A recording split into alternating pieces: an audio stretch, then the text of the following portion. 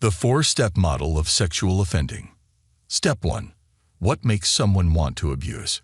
People who abuse children are more likely to abuse them if a child sexually arouses them, feels emotionally close to a child, or wants sex with an adult, but can't have it, according to the National Crime Agency. Step 2. Getting past your problems. People who abuse children need to overcome their fears, but these fears are about abusing children.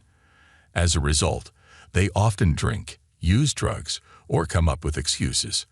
What would it take to get rid of these fears?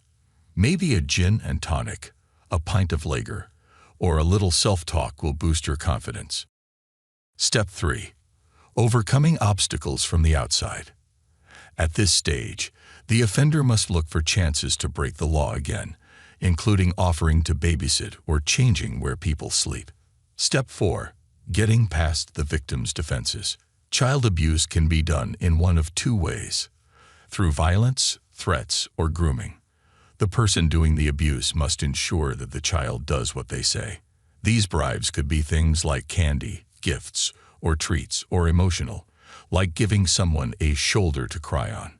This model has had a lot of influence and is often used in treatment programs to help criminals talk about why they act the way they do.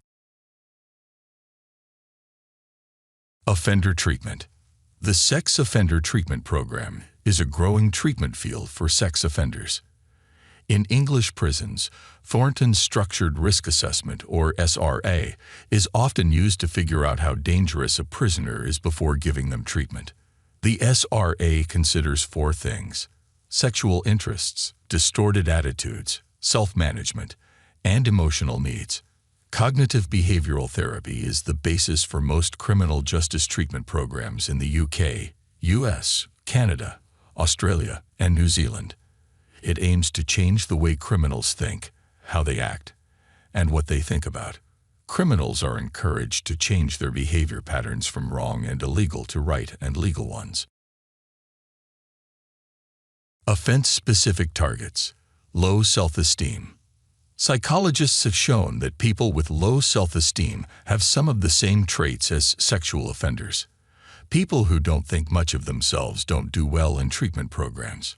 If you are trying to help sex offenders with many of these traits, it makes sense to try to boost their sense of self-worth first. Cognitive distortions.